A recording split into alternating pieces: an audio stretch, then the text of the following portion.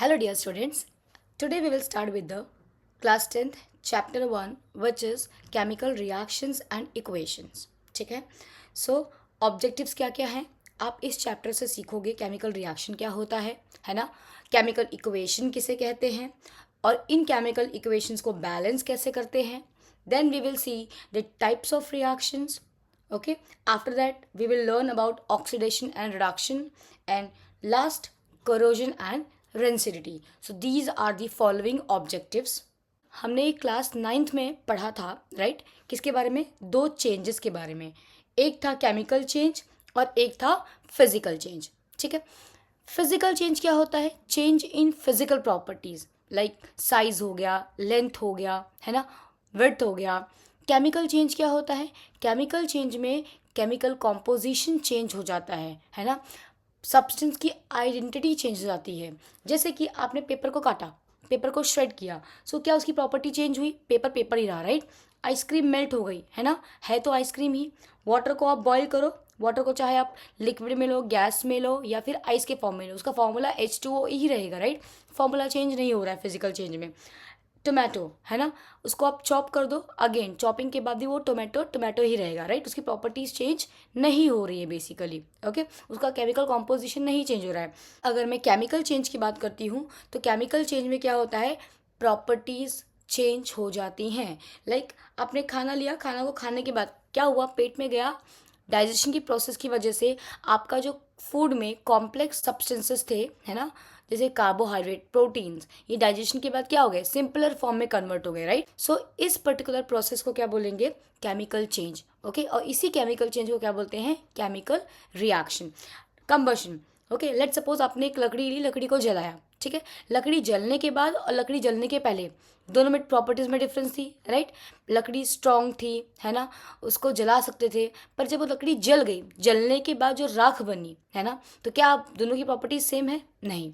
तो chemical change में क्या होता है, कॉम्पोजिशन चेंज होता है, आइडेंटिटी बदल जाती है सब्सटेंस की. बट फिजिकल चेंज में ना कॉम्पोजिशन चेंज होता है ना उसकी आइडेंटिटी बदलती है.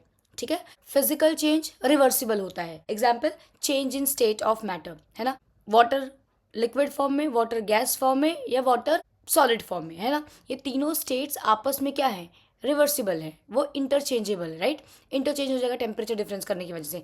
पर क्या एक बार जली हुई लकड़ी वापस आ सकती है, नहीं. Most of the physical changes are reversible, but in case of chemical changes okay, they are strictly irreversible है ना. तो यहाँ पे कुछ एग्जाम्पल दिए हैं. Rusting of iron, okay, digestion of food, combustion है ना. तो combustion, rotting, rusting, digestion, these are some examples of chemical changes. Melting, shredding, chopping, boiling, these all are example of physical change. तो अगर in short में sum up करना चाहूँ physical और chemical change में, तो we can say in physical change the physical properties are change but the chemical composition and identity of the substance is retained. But in chemical change, along with physical properties, okay, chemical properties do change, their composition change, their identity completely differs from the original one. This was all about chemical and physical change. अब आगे बढ़ते हैं. Okay, तो जो हमने chemical change पढ़ा, यही chemical change को हम क्या बोलते हैं, chemical reaction. Chemical reaction is a process where reactant transforms into new product either by breaking or forming of bond. Okay, so by breaking and forming the bond, okay, from one substance a new substance is formed. अभी reactant क्या होता है, product क्या होता है, हम देखेंगे. Reactant मतलब जो स्टार्टिंग मटेरियल आपने लिया था, जो आपने रिएक्शन कराने से पहले शुरुआत में जो चीज़ को ली थी है ना, उसको रिएक्टेंट बोलते हैं. और केमिकल चेंज, केमिकल रिएक्शन होने के बाद जो आपको नया सब्सटेंस मिलता है उसको बोलते हैं प्रोडक्ट. ठीक है. लेट्स सपोज एग्जाम्पल देती हूँ, आपने लकड़ी ली है ना, लकड़ी को आपने जला दिया. ओके, वुड लिया, वुड को आपने जला दिया. जलाने के बाद जो उसका ऐश बचा है ना, जो राख बची है ना, वो क्या हो गया, प्रोडक्ट. और वुड क्या था, reactant. This was just an example. So reactant क्या है, जो आप रिएक्शन की शुरुआत में लेते हो. और प्रोडक्ट क्या है, जो आपको रिएक्शन होने के बाद मिलता है, उसे बोलते हैं प्रोडक्ट. कुछ कुछ रिएक्शंस में क्या होता है, नॉर्मल कंडीशंस में नहीं होते. तो हो सकता है आपको टेम्परेचर बाहर से देना पड़े, आपको प्रेशर में कुछ चेंज लाना पड़े, है ना, एक केमिकल सब्सटेंस यूज़ करना पड़े जो रिएक्शन के रेट को बढ़ा सके, जिसको हम कैटलिस्ट बोलते हैं। तो ये जो रिएक्शन कंडीशंस होती हैं उसको हम ये एरो के ऊपर मेंशन करते हैं। कहाँ मेंशन करते हैं? एरो के ऊपर। सो केमिकल रिएक्शन में क्या क्या होता है? रिएक्टेंट जो स्टार्टिंग मटेरियल है, जो रिएक्शन होने से पहले मिलता है उसको बोलते हैं रिएक्टेंट। जो हमें रिएक्शन के बाद मिलता है उसे बोलते हैं हम प्रोडक्ट, है ना। कभी कभी टेम्परेचर कंडीशंस हमें चेंज करनी पड़ती है, जिसको हम एरो के ऊपर लिखते हैं। एरो का हेड हमेशा प्रोडक्ट की तरफ रहेगा और टेल हमेशा रिएक्टेंट की तरफ रहेगी, ठीक है। केमिकल रिएक्शंस के कुछ एग्जाम्पल देखते हैं, है ना, जैसे rusting of iron, okay, burning of LPG, photosynthesis, respiration, digestion, burning of would, ये सारे क्या है? केमिकल चेंजेस, और इनको हम क्या बोलते हैं? Chemical reaction. मतलब एक सब्सटेंस से दूसरा नया substance, completely new substance form हुआ है, जिसकी प्रॉपर्टी, जिसकी केमिकल कॉम्पोजिशन, है ना, जो रिएक्टेंट था उससे कंप्लीटली डिफरेंट है। ओके, आगे बढ़ते हैं। अच्छा, चैप्टर में जितनी भी एक्टिविटीज़ दी है उन्हें नेग्लेक्ट नहीं करना है, they are very important from boards point of view, ठीक है। सो एक्टिविटी 1.1 में क्या करना है? आपको मैग्नीशियम रिबन लेना है, जैसे कि आप यहाँ पे इमेज में देख सकते हो, ठीक है। इसको आपको बर्न करना है यूजिंग बर्नर और स्पिरिट लैम्प, ठीक है। जब आप मैग्नीशियम रिबन को बर्न करोगे तो वहाँ से कुछ क्या होगा, वो जो रिबन था वो ऐश फॉर्म में कलेक्ट हो जाएगा नीचे, ठीक है। इस ऐश को क्या करना है? ये जो ऐश है इसका कलर क्या था? इसका कलर रहेगा वाइट कलर का। ये ऐश क्यों बना? Because of formation of magnesium oxide, ठीक है। सो मैग्नीशियम रिबन को जब आपने बर्न किया तो क्या बना? Magnesium oxide. और ये magnesium ribbon it burn with a dazzling flame, ठीक है, वाइट डैजलिंग फ्लेम। इसका रिएक्शन देखते हैं। So when magnesium is burned in presence of oxygen. अच्छा, बर्निंग सपोर्ट कौन करता है? ऑक्सीजन। तो जहाँ पे भी बर्निंग आए वहाँ पे ऑक्सीजन लिख देना है। तो मैग्नीशियम प्लस O2 उसको आपने हीट किया है तो it got transformed into what? Magnesium oxide. जो आपको वाइट कलर की ऐश दिखी वो क्या थी?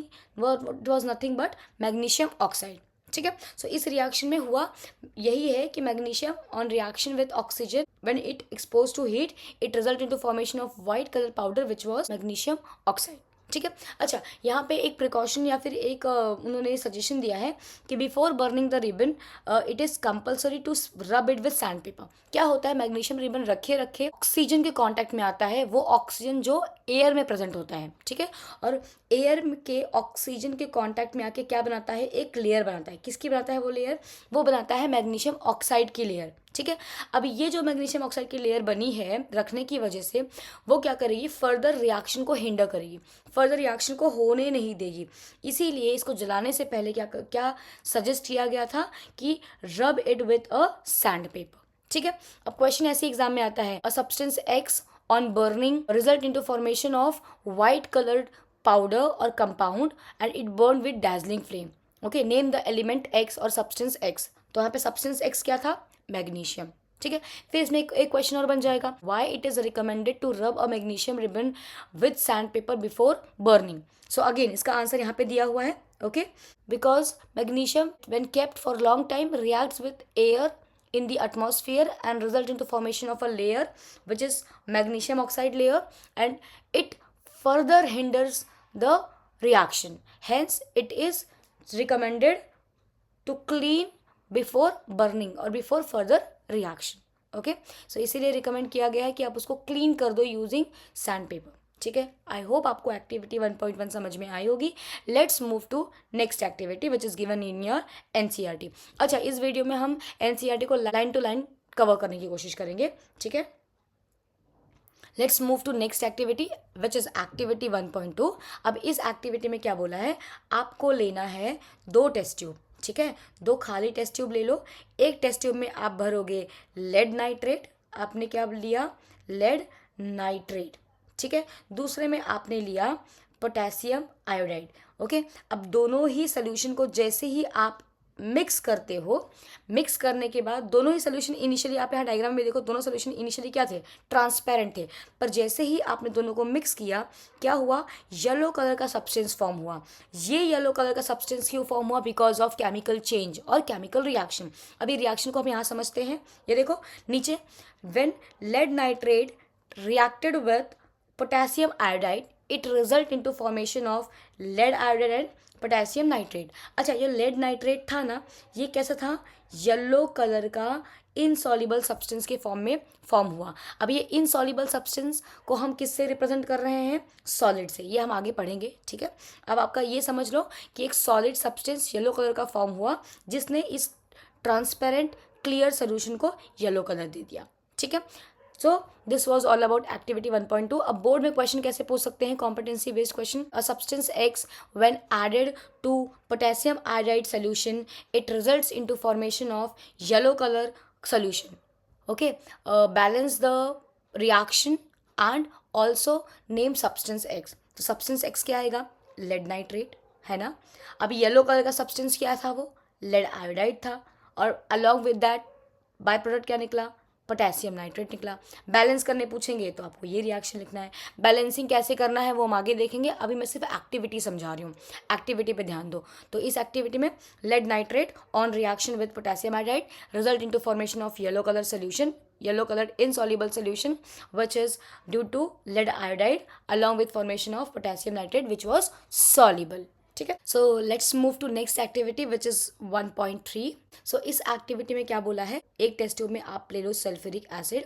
ओके, सल्फ्यूरिक एसिड में आपको डालना है एक मेटल विच इज जिंक, ठीक है। तो जब आप जिंक को सल्फ्यूरिक एसिड में डालोगे तो वो अगेन केमिकल चेंज होगा उसमें, है ना, एक केमिकल रिएक्शन होगा दोनों के बीच में और कंप्लीटली न्यू सब्सटेंसेस फॉर्म होंगे, ठीक है। सो अब हो क्या रहा है इसमें, जब जिंक को हम एसिड में डालते हैं तो जिंक क्या करता है, जिंक हाइड्रोजन को भगा के उसकी प्लेस ले रहा है और बना रहा है zinc sulphate along with evolution of what, hydrogen gas. अच्छा, जब गैस निकली, है ना, तो कौन सी गैस थी, हाइड्रोजन थी, कार्बन डाइऑक्साइड थी, ऑक्सीजन थी, कैसे कंफर्म किया, इसके लिए एक एक्सपेरिमेंट दिया है, उसका मैंने इमेज यहाँ पे डाल दिया है, ये आपके एनसीईआरटी का ही है, ठीक है, आई थिंक 3rd चैप्टर का है ये।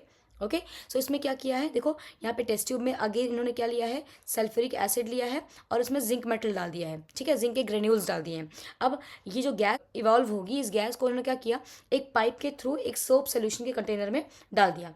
अब जैसे ही सोप सोल्यूशन में गैस जाएगी तो क्या क्रिएट होगा, बबल क्रिएट होगा। अब बबल में क्या इंट्रैप्ड होगा, हाइड्रोजन गैस इंट्रैप्ड होगा। तो जैसे ही बर्निंग कैंडल या बर्निंग मैच स्टिक आप पास में लाओगे तो वो जो बबल था वो बस्ट होगा, बस्ट होगा तो जो एंट्रैप्ड गैस है बाहर निकलेगी। अच्छा, हाइड्रोजन की एक कैरेक्टरिस्टिक फीचर है कि जब भी वो जलता है it Burns with what, pop sound.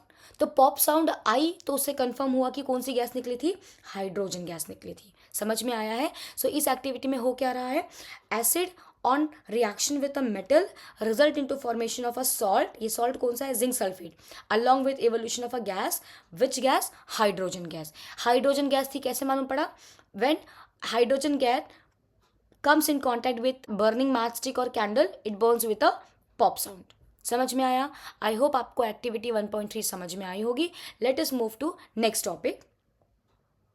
Okay, so characteristics of chemical reaction. जब एक केमिकल रिएक्शन होता है तो आप क्या क्या चीज़ें ऑब्जर्व कर सकते हो, उसके कैरेक्टरिस्टिक फीचर्स क्या हैं वो हम पढ़ेंगे। ओके, वो है हमारा अगला टॉपिक।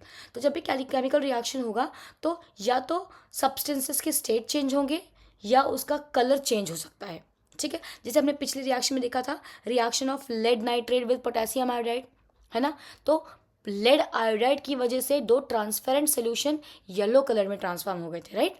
तो केमिकल रिएक्शन के साथ साथ कभी कभी कलर में भी चेंज आता है। दूसरा कैरेक्टरिस्टिक फीचर है इवोल्यूशन ऑफ गैस, जैसे हमने पिछले एक्टिविटी में देखी, reaction of zinc metal with sulphuric acid result into formation of hydrogen gas, ठीक है। चेंज इन टेम्परेचर, कुछ केमिकल रिएक्शंस में क्या होता है, सब्सटेंस का टेम्परेचर चेंज हो जाता है। नेक्स्ट है फॉर्मेशन ऑफ प्रेसिपिटेट।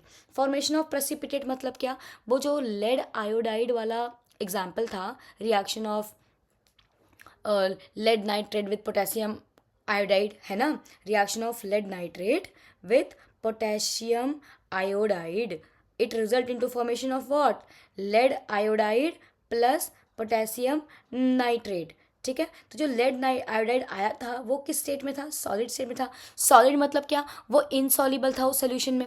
इनसॉल्युबल जो सब्सटेंस बनता है, जो इनसॉल्युबल सॉलिड बनता है सोल्यूशन में, उसी को हम बोलते हैं प्रेसिपिटेट। क्या बोलते हैं, प्रेसिपिटेट। आगे इसके बारे में थोड़ा सा हम और पढ़ेंगे इसी चैप्टर में, अभी फिलहाल के लिए आगे बढ़ते हैं ना। कब से हम केमिकल रिएक्शन बोल रहे हैं, ठीक है। अभी जो केमिकल रिएक्शन हो रहा है ना, उसको रिप्रेजेंट करने का जो तरीका है वो हम सीखेंगे, जो होता है केमिकल इक्वेशन, है ना। हमेशा हर बार केमिकल रिएक्शन को सेंटेंस, बड़े बड़े सेंटेंसेस में लिखने के बजाय, है ना, एक सीधा साधारण तरीका निकाला गया है जिसे बोलते हैं केमिकल इक्वेशन। अब वो केमिकल इक्वेशन कैसे लिखते हैं, उसके यूजेस क्या हैं, वो हम आगे देखेंगे, ठीक है। लेट सपोज आपको बोलना है कि when a magnesium ribbon burn in oxygen it gets converted to magnesium oxide. अब इतना बड़ा सेंटेंस बोलने के बजाय इसको हम शॉर्ट में कैसे लिख सकते हैं, उसी को हम बोलते हैं केमिकल इक्वेशन। अब ये केमिकल इक्वेशन कैसे लिख रहे हैं, 3 स्टेप में इसका लिखा जाता है। एक है वर्ड इक्वेशन, है ना, जो भी सेंटेंस फॉर्म में लिखा है उसका कीवर्ड्स पकड़ के आप रिएक्शन फॉर्म में लिख दो, है ना। तो जैसे कि magnesium ribbon burn in oxygen, तो यहाँ हमने लिखा मैग्नीशियम प्लस ऑक्सीजन, बर्न किया तो हीट लगा दिया हमने। अच्छा, रिएक्शन किसकी तरफ जा रही है, मैग्नीशियम ऑक्सीजन से मैग्नीशियम ऑक्साइड की तरफ जा रही है, तो एरो किसकी तरफ रहेगा, मैग्नीशियम ऑक्साइड की तरफ रहेगा। क्या प्रोडक्ट बन रहा है, मैग्नीशियम ऑक्साइड। अच्छा, वर्ड इक्वेशन से स्केलेटल कैसे बनाओगे आप, स्केलेटल इक्वेशन कैसे बनाओगे, जब आप वर्ड इक्वेशन में के केमिकल नेम्स जो यूज़ किए थे उन केमिकल नेम्स का लगा दो सिंबल। क्या लगा दो, सिंबल। तो जब आप सिंबल लिख दोगे वो वर्ड इक्वेशन जो था वो ट्रांसफॉर्म हो जाएगा स्केलेटल इक्वेशन में। जैसे मैग्नीशियम को मैंने लिख दिया Mg, हमको पता है कि हम मैग्नीशियम का सिंबल क्या है, Mg। ऑक्सीजन को हमने लिख दिया O2, हमें पता है ऑक्सीजन डायटोमिक मॉलिक्यूल है, वो सिंगल O के फॉर्म में एग्जिस्ट नहीं करता, है ना, हमने 9th में पढ़ा था ये। फिर हीट को हमने एरो के ऊपर लगा दिया, केमिकल वो कंडीशन है, रिएक्शन कंडीशन है। मैग्नीशियम ऑक्साइड का फॉर्मूला है MgO। अच्छा, इस स्टेज पे आपको केमिकल फॉर्मूला लिखते आना चाहिए। क्लास 9th में एक तो पूरा चैप्टर डेडिकेटेड था इसके लिए, right, chemical, how to write chemical formula. अगर आपको नहीं आ रहा है, if you are facing difficulty, let me know in the comment section, उसके ऊपर भी मैं वीडियो बना दूंगी, ठीक है। पर केमिकल फॉर्मूला लिखने अभी आपको आना ही चाहिए, ओके, क्योंकि पूरा ये चैप्टर इसी के ऊपर बेस्ड है।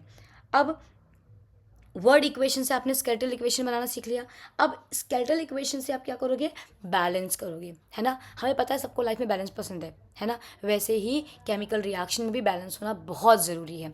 हमने 9th में एक इंपॉर्टेंट लॉ पढ़ा था, law of chemical combination, conservation of mass, law of conservation of mass. वो क्या बोलता है, matter can not be created nor destroyed in a chemical reaction, है ना। तो इस पर्टिकुलर लॉ को जस्टिफाई करने के लिए आपको रिएक्शन को क्या करना पड़ता है, बैलेंस करना पड़ता है। बैलेंस कैसे करेंगे हम वो आगे देखेंगे। सो बैलेंस्ड इक्वेशन में होता क्या है, जितने नंबर ऑफ एटम आपके रिएक्टेंट्स में होंगे, है ना, number of atoms in your reactant will be equal to number of atoms in your product, ठीक है। इसको हम आगे और अच्छे से समझेंगे। अभी इतना समझ लो कि एक केमिकल इक्वेशन लिखने के लिए आपको उसका पहले वर्ड इक्वेशन आना चाहिए, है ना, फिर उसको स्केलेटल इक्वेशन के फॉर्म में कन्वर्ट करना आना चाहिए, मतलब आपको हर एलिमेंट और कंपाउंड का सिंबल पता होना चाहिए, सिंबॉलिक रिप्रेजेंटेशन पता होगा तभी आप उसका स्केलेटल इक्वेशन लिख पाओगे, ठीक है। फिर बैलेंस करना आना चाहिए, बैलेंसिंग अभी मैं आगे बताऊंगी आपको, ठीक है। नेक्स्ट टॉपिक हमारा वही है, which is balancing chemical equation और how to balance a chemical equation, ठीक है। अच्छा, बैलेंस केमिकल इक्वेशन में होता क्या है, a balance chemical equation has equal number of atoms of each element on both the side. Both the side means what, reactant as well as product side, ठीक है। अच्छा, ये नंबर ऑफ एटम्स हम equal क्यों रख रहे हैं, to satisfy which law, law of conservation of mass.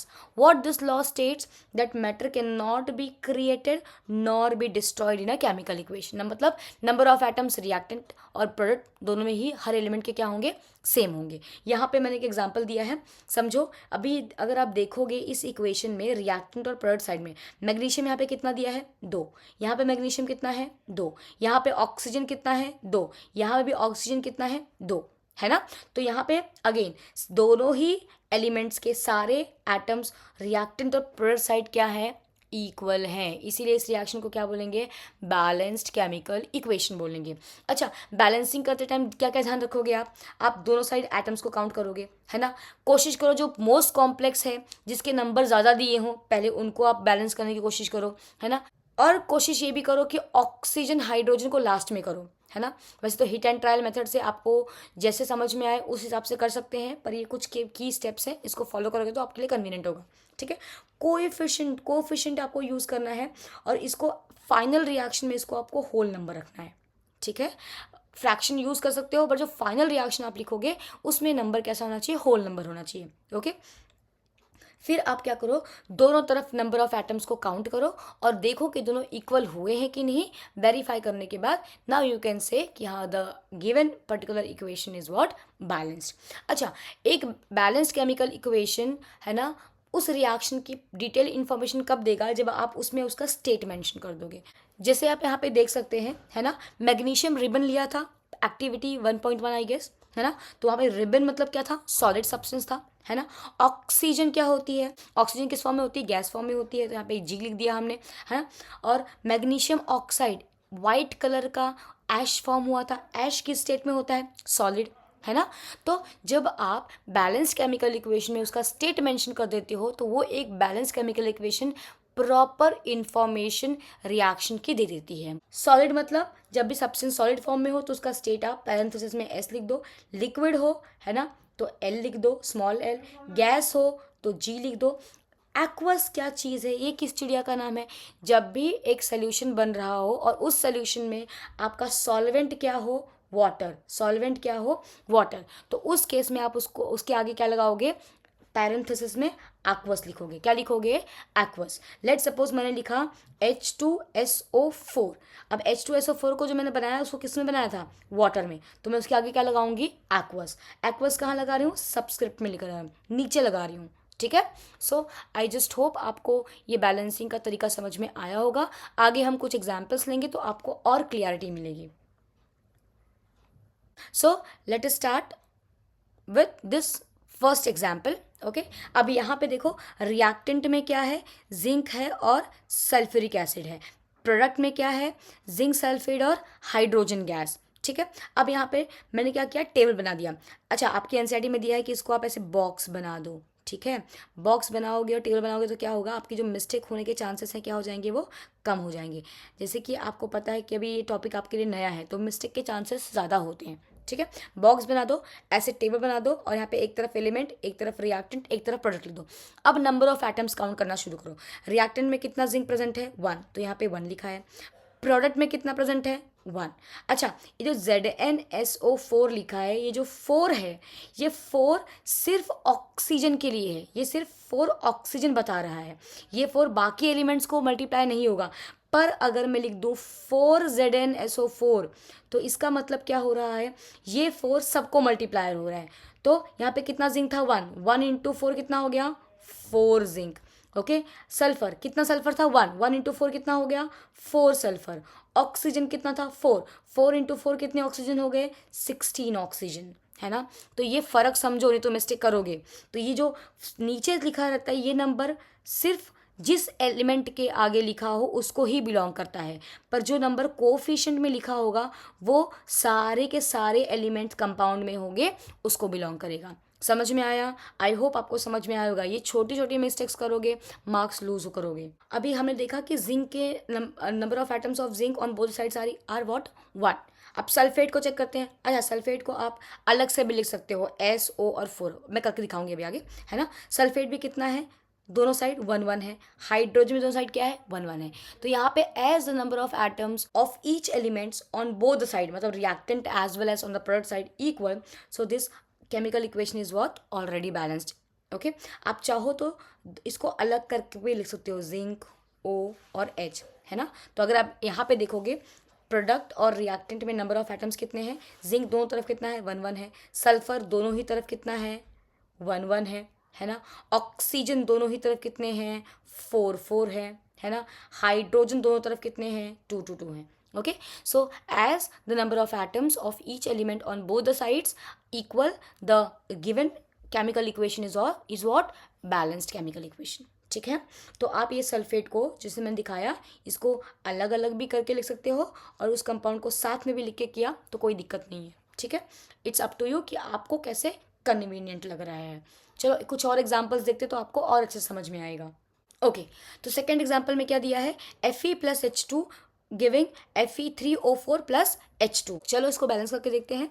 अब देखो रिएक्टेंट और प्रोडक्ट दोनों ही साइड आप अपने कन्वीनियंट के लिए इसको बॉक्स बना सकते हो, है ना, क्योंकि जो भी मल्टीप्लिकेशन होगा वो बॉक्स के बाहर होगा, बॉक्स के अंदर नहीं करना है, ठीक है। और बॉक्स के आगे भी नहीं करना है, बॉक्स के पहले करना है, कोफिशिएंट में करना है, ठीक है।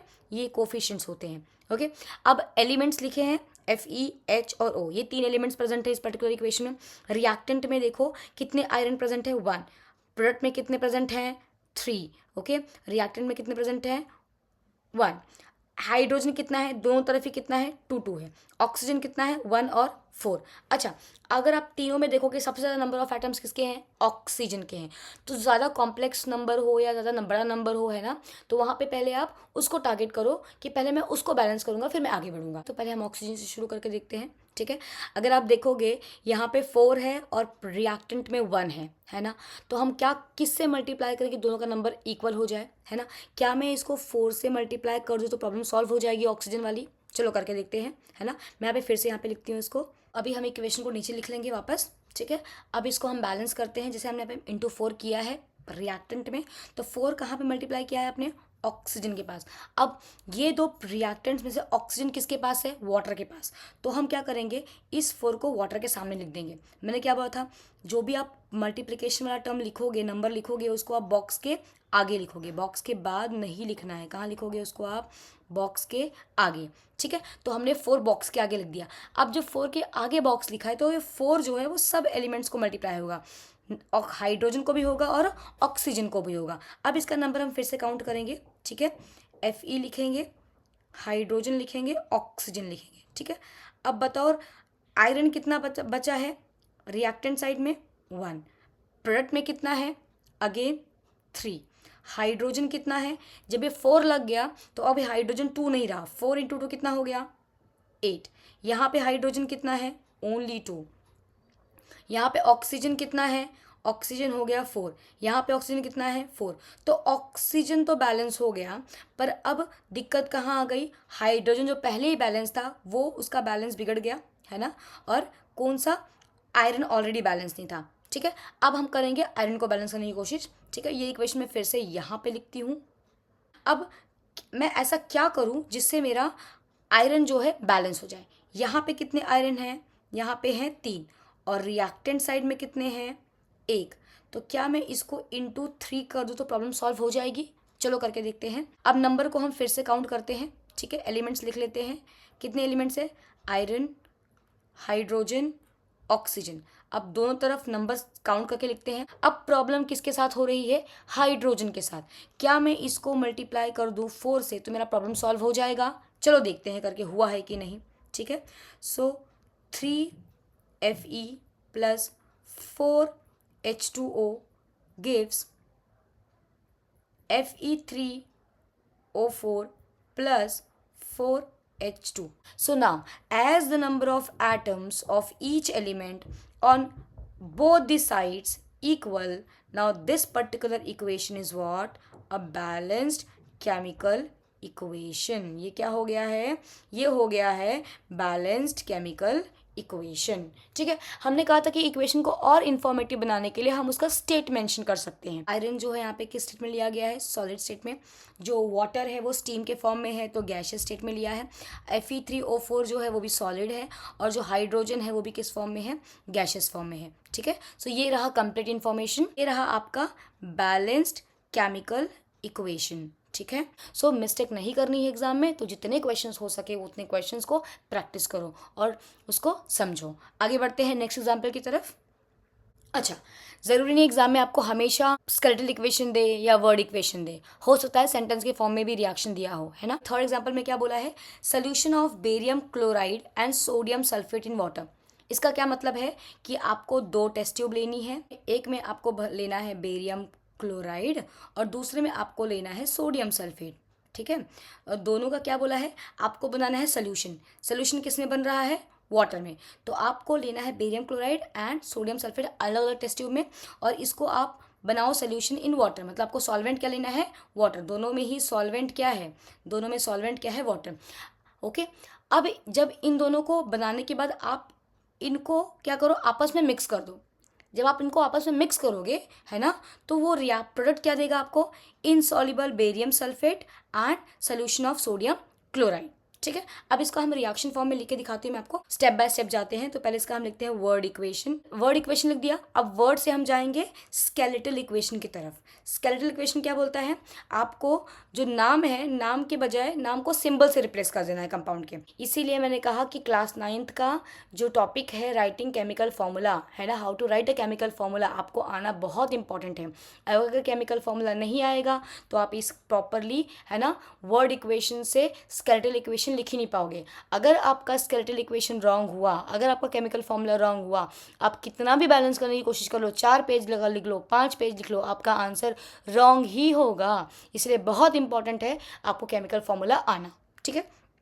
अब इसको हम बैलेंस करने के लिए क्या करेंगे है ना, आप टेबल बना दो, कितने कितने एलिमेंट्स प्रेजेंट है, बेरियम प्रेजेंट है, Cl प्रेजेंट है ना। S और O को आप अलग भी लिख सकते हो जैसे मैंने पहले कराया था, और SO4 दोनों ही जगह, रिएक्टेंट में भी SO4 है और प्रोडक्ट में भी SO4 है ना। अब ऐसा नहीं कि SO4 के साथ S अलग से दिया हो, O अलग से दिया हो, तब आप SO4 लिखोगे, शायद प्रॉब्लम हो जाएगी है ना। यहाँ पे दोनों ही जगह सल्फेट आयन प्रेजेंट है ना, और उसके अलावा और ऑक्सीजन और सल्फर नहीं दिया है, रिएक्टेंट में भी नहीं, प्रोडक्ट में भी नहीं, तो हम डायरेक्टली SO4 लिख देंगे। ठीक है। अब चलो नंबर ऑफ एटम्स काउंट करते हैं। ऐसे किस नंबर से मल्टीप्लाई करें कि हमारा Cl बैलेंस हो जाए। अब Cl को बैलेंस करने के लिए इसको मल्टीप्लाई कर दो किससे, 2 से। किससे मल्टीप्लाई कर दो, 2 से। मल्टीप्लिकेशन की बात मैं भी नीचे नहीं लिख रही हूँ, ऊपर लिख दे रही हूँ। मल्टीप्लाई करेंगे तो 2 हम कहाँ मल्टीप्लाई करेंगे, प्रोडक्ट साइड में, यहाँ पे बॉक्स के बाहर। ठीक है। अब जब 2 मल्टीप्लाई किया तो 2 सिर्फ क्लोरीन को मल्टीप्लाई नहीं हुआ है, वो सोडियम को भी मल्टीप्लाई हुआ है। तो अब जो यहाँ पे टेबल में नंबर लिखा था वो नंबर क्या हो जाएगा, चेंज। फिर से काउंट करके नंबर लिखते हैं हम लोग। अब देखोगे तो number of all the elements है ना, number of atoms of all these 3 elements are what now equal on reactant as well as on product side. Therefore this particular chemical equation is what, balanced chemical equation है ना। अगर इसको और informative बनाना है तो आप इसमें क्या करो, इसके स्टेट्स को भी मेंशन कर सकते हो है ना। हमें देखा कि हमने सोल्यूशन बनाया था, राइट, सोल्यूशन बनाया था, स्टेट क्या मेंशन करेंगे, एक्वस। सोल्यूशन किस में था, वाटर क्या था, सॉल्वेंट था, सॉल्वेंट वाटर था तो एक्वस आएगा। VaSO4 एक्वस नहीं, यहाँ पे क्वेश्चन में ही दिया है। अगर आप क्वेश्चन देखोगे तो क्वेश्चन में क्या दिया है, insoluble barium sulphate. Insoluble barium sulphate है मतलब क्या है, वो सॉलिड। सॉलिड मतलब क्या है, वो प्रेसिपिटेट के फॉर्म में है। ठीक है। तो ये रहा आपका बैलेंस्ड केमिकल इक्वेशन, जहाँ पे आपकी स्टेट्स भी मेंशनड है ना, और आपके सारे एटम्स, सारे एलिमेंट्स के क्या है, बैलेंस्ड है। आई होप आपको समझ में आया होगा। Let's move to next example. अब चलो नंबर ऑफ एटम्स काउंट करते हैं। कितने एलिमेंट्स हैं, 2 ही एलिमेंट है, H और Cl है ना। अब इनके एटम्स काउंट करते हैं दोनों साइड। तो हाइड्रोजन रिएक्टेंट साइड कितना है, 2, प्रोडक्ट में कितना है, 1। Cl रिएक्टेंट साइड कितने हैं, 2, और प्रोडक्ट में कितने हैं, 1। एक को मल्टीप्लाई बाय 2 कर दो है ना। जब किसी एक को आप मल्टीप्लाई बाय 2 करोगे, अब नंबर ऑफ एटम्स काउंट करो। हाइड्रोजन 2, इधर भी 2, क्योंकि 2 इसको भी मल्टीप्लाई होगा और ये 2 इसको भी मल्टीप्लाई होगा। क्लोरीन कितना है, 2 2 है ना। So as the number of atoms of both the elements hydrogen and chlorine on both the side, that is reactant and product side, equal, the this particular equation is what, balanced chemical equation. अब यहाँ पे again आपको sentence दिया है, sentence से आप word equation बनाओ, word से स्केलेटल बनाओ, और स्केलेटल से डायरेक्टली आप उसको बैलेंस करना शुरू कर दो। अच्छा, अभी हम स्टेप बाय स्टेप जा रहे हैं क्योंकि आपके लिए ये जो टॉपिक है नया है ना। डायरेक्टली आप बैलेंस करोगे, हो सकता है मिस्टेक हो जाए या चांसेस ज़्यादा है मिस्टेक के, इसलिए हम स्टेप बाय स्टेप जा रहे हैं। तो अब क्या करेंगे हम लोग, सेंटेंस को किसमें बनाएंगे, सेंटेंस को कन्वर्ट करेंगे हम वर्ड इक्वेशन में। तो वर्ड इक्वेशन में क्या दिया है, hydrogen gas combines with nitrogen. अब इसको टेबल बनाओ और नंबर ऑफ एटम्स चेक करो, कितने एलिमेंट्स हैं, हाइड्रोजन एंड नाइट्रोजन। तो हमने नाइट्रोजन को लगाया है इंटू 2, कहाँ पे लगाया है, प्रोडक्ट साइड में। तो H2 plus N2 it gives what, 2NH3, क्योंकि हम मल्टीप्लिकेशन कहाँ करते हैं, बॉक्स के बाहर। जो 2 का कोफिशिएंट है दोनों को लगेगा, नाइट्रोजन को भी मल्टीप्लाई हो करेगा और हाइड्रोजन को भी करेगा। नाइट्रोजन तो बैलेंस हो गया, पर हाइड्रोजन भाई साहब क्या हो गए, उनका बैलेंस क्या हो गया, डिस्टर्ब हो गया है ना। तो अब यहाँ पे 6 है नाइट्रोजन, हाइड्रोजन, या मैं 2 को इंटू 3 कर दूँ तो मेरा प्रॉब्लम सॉल्व हो जाएगी है ना। अब मैं इसको इरेज नहीं करके ऊपर ही मल्टीप्लाई कर देती हूँ। हाइड्रोजन कितने हैं, 6, प्रोडक्ट में कितना है, 6, रिएक्टेंट में नाइट्रोजन कितना है, 2, प्रोडक्ट में कितना है, 2। सो नाउ अब ये दोनों ही एलिमेंट्स क्या हो गए हैं, रिएक्टेंट और प्रोडक्ट साइड में बैलेंस। तो ये इक्वेशन कैसी हो गई है, ये हो गई है बैलेंस्ड केमिकल इक्वेशन। अब इसका स्टेट मेंशन करके लिख देती हूँ, So now this is your what? Balanced chemical equation. So let us move towards the next topic, which is types of chemical reactions. अब तक हमने पढ़ा केमिकल रिएक्शंस क्या होते हैं, है ना, केमिकल इक्वेशंस क्या होते हैं, उनको बैलेंस क्यों करते हैं, बैलेंस कैसे करते हैं, और एक कंप्लीट केमिकल इक्वेशन, है ना, के अंदर क्या क्या इन्फॉर्मेशन होती है हमने वो भी देखी. अब हम आगे बढ़ रहे हैं टाइप्स ऑफ रिएक्शन में. उसमें जो पहला टाइप है वो है कॉम्बिनेशन रिएक्शन, है ना. इसके नाम से ही मालूम पड़ रहा है कि क्या हो रहा है, कुछ ना कुछ तो कंबाइन हो रहा है ना. So what is the definition? Okay, a reaction in which single product is formed from two और मोर रिएक्टेंट्स. मतलब दो या दो से ज़्यादा रिएक्टेंट्स कंबाइन करके क्या बना रहे हैं, सिंगल मेजर प्रोडक्ट बना रहे हैं. ठीक है, आप नीचे यहाँ पे देख सकते हो, reactant A combines with reactant V to give what? A single product which is C, है ना. आप इसको ऐसे भी लिख सकते हो, general formula A, general equation A plus B gives A B, है ना. A B अलग अलग एलिमेंट्स थे या कंपाउंड थे, ये जुड़ के इन्होंने क्या बनाया, एक सिंगल मेजर प्रोडक्ट बनाया. क्लियर है? ठीक है. अब एक एग्जाम्पल उठाते हैं आपके एनसीईआरटी से. Reaction of quick lime with water, है ना. क्विक लाइम को केमिकल नेम क्या है, जैसे क्विक लाइम इसका कॉमन नेम है, क्विक लाइम का केमिकल नेम है कैल्शियम ऑक्साइड. क्या है? Calcium oxide. जब आप कैल्शियम ऑक्साइड को वाटर से ट्रीट करते हो, है ना, तो क्या बनाता है वो बनाता है कैल्शियम हाइड्रोक्साइड. क्या बनाता है? कैल्शियम हाइड्रोक्साइड, है ना. उसके साथ ही साथ क्या निकलती है, हीट निकलती है. ठीक है. सो क्विक लाइम का केमिकल नेम क्या है, calcium oxide. On reaction with water results into formation of slaked lime which is nothing but calcium hydroxide along with production of what? Heat. ठीक है. अब इस रिएक्शन में मतलब क्या किया आपने लिया क्विक लाइम सॉलिड, है ना, इसमें आपने डाला पानी डालते ही क्या हुआ, बना कैल्शियम हाइड्रोक्साइड बना. और इस पर्टिकुलर रिएक्शन से क्या निकली, हीट निकली. इसलिए जो बीकर का सरफेस था वो कैसा हो गया, वो आपको टच करने से गर्म फील होगा. ठीक है. सो ये पर्टिकुलर रिएक्शन किसका एग्जाम्पल है, कॉम्बिनेशन रिएक्शन का. ठीक है. अच्छा, एक और इम्पॉर्टेंट पॉइंट, जिस भी रिएक्शन में हीट निकलती है ना, उसको बोलते हैं एक्सोथर्मिक रिएक्शन. क्या बोलते हैं? Exothermic reaction. ओके, इसको क्या बोलते हैं, एक्सोथर्मिक रिएक्शन. आगे की स्लाइड में इसको और अच्छे से देखेंगे. ठीक है. अब जो ये क्विक लाइम से स्लेक्ड लाइम का सोल्यूशन फॉर्म हुआ, है ना, यही स्लेक्ड लाइम का solution it is used for white washing the wall. This calcium hydroxide is used for what? White washing the walls. अब जब आप इसको वॉल्स पे अप्लाई करोगे इस सोल्यूशन को, है ना, तो यह क्या करेगा, एटमॉस्फेयर के कार्बन डाइऑक्साइड से रिएक्ट करके क्या बनाता है, कैल्शियम कार्बोनेट. क्या बनाता है? कैल्शियम कार्बोनेट, जिसका कॉमन नेम क्या है, लाइम स्टोन. क्या कॉमन नेम है? Lime stone. यही लाइम स्टोन जो है, it is again the formula of what? Marble. So addition of water in calcium oxide results into formation of slaked lime, मतलब calcium hydroxide solution which is used for whitewashing the wall. This whitewash, है ना, when comes in contact with atmospheric CO2, it makes the surface of wall appear shiny because of formation of what? calcium carbonate, जिसको आप बोलते हो limestone. ठीक है, along with formation of water. I hope आपको ये रिएक्शन समझ में आया होगा.